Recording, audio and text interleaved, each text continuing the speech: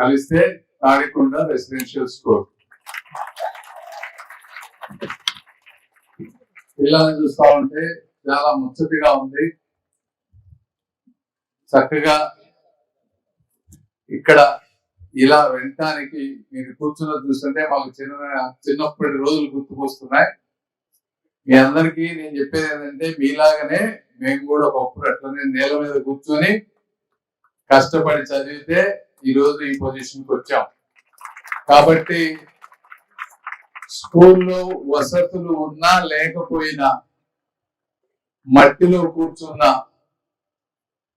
మీలో చాలా మంది కూడా మాణిక్యాలు మాలాగా తయారవుతారు. మీకు కావాల్సింది కేవలం పట్టుదల. ఇక్కడికి రావాలి అనేటువంటి పట్టుదల ఒక్కటి ఉంటే చాలు.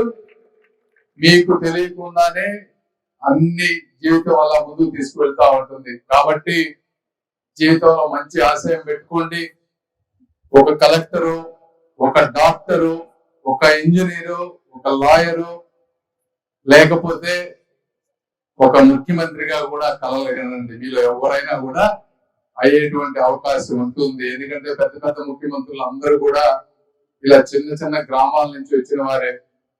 చంద్రబాబు నాయుడు గారిని తీసుకోండి, నందమూరి తారక రామారావు గారిని తీసుకోండి, వాళ్ళందరూ కూడా చిన్న చిన్న గ్రామాల నుంచి వచ్చిన వాళ్ళు. అదేవిధంగా ఈ ప్రాంతం, ఈ స్కూల్ చూస్తా ఉన్నాం.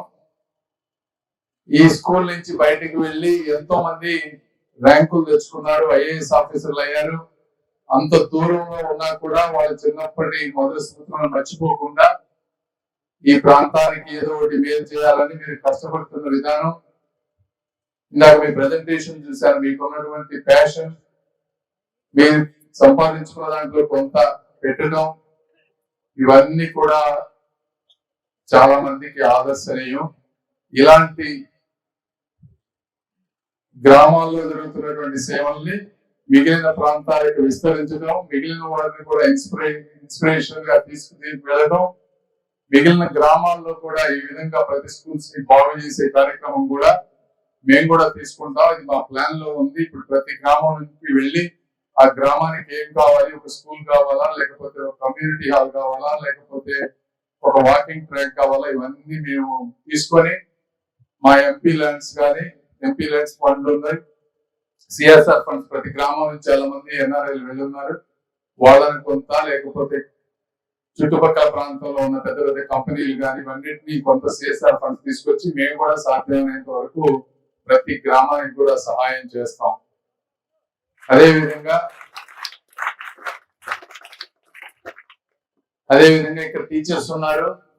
టీచర్స్ కూడా నేను చెప్పేది ఏంటంటే, మీరు కూడా ఇక్కడ వస్తువులు లేక ఇప్పుడు మంచిగా హాస్టల్ తయారు చేశారు, ఉండటానికి ఉండండి.